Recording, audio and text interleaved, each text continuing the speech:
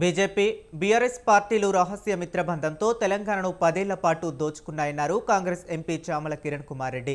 బయటకు మాటలు, లోపల సెట్టింగులతో ప్రజలను మోసం చేశాయని మండిపడ్డారు. తెలంగాణ రాష్ట్ర నూతన బీజేపీ అధ్యక్షుడు రామచంద్రరావు మీరైన కులమతాల మధ్య చిచ్చు పెట్టడం మానుకుని metro phase 2 regional ring road పనుల కోసం పోరాటం చేయాలని కోరారు చామల.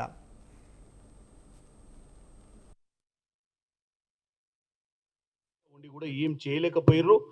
వాళ్ళు చేయలేదనే ఇప్పటిదాకా బీజేపీ పార్టీ బలోపతం కాలేకపోయింది. ఇక్కడ నేను ఒకటే మీకు ఛాలెంజ్ చేస్తున్నా, మీరు కనుక మీ హయాంలో కన్స్ట్రక్టివ్గా ఈ రాష్ట్ర అభివృద్ధి కోసం మీరు పోరాటం చేసినట్టయితే మీరు చరిత్రలో నిలిచిపోతారు. అంతే తప్ప గత మీ అధ్యక్షుల మాదిరిగా మాటలకే పరిమితం అయిపోయి బయట మాటలు లోపల సెట్టింగులు చేసుకుంటే బీఆర్ఎస్ పార్టీతోటి మీరు చేసుకున్నట్టు చేసుకొని అటు వాళ్ళు విస్మరించారు 10 ఏళ్ల పాలనల నీళ్లు నిధులు నియామకాలను, ఇటు మీరు సెంట్రల్ గవర్నమెంట్ నుండి కూడా రాష్ట్రానికి ఏం చేయలేదని చెప్తున్నా.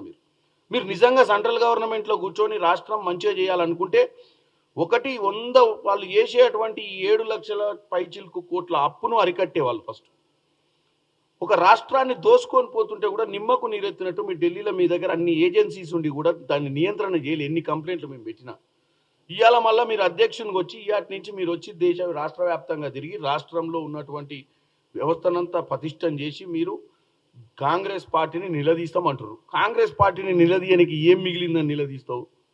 నీ గతంలో ఉన్న 2 నాయకులు 10 ఏళ్ళు వాళ్ళతోటి మంతనాలు చేసి మొత్తం గాలి కొదిలి రాష్ట్రాన్ని దోసుకొని పోయి ఆగమాగం చేసినాక ఇప్పుడు వచ్చి నువ్వు నిలదీసేది ఏముంది? ఈరోజు సెంట్రల్ గవర్నమెంట్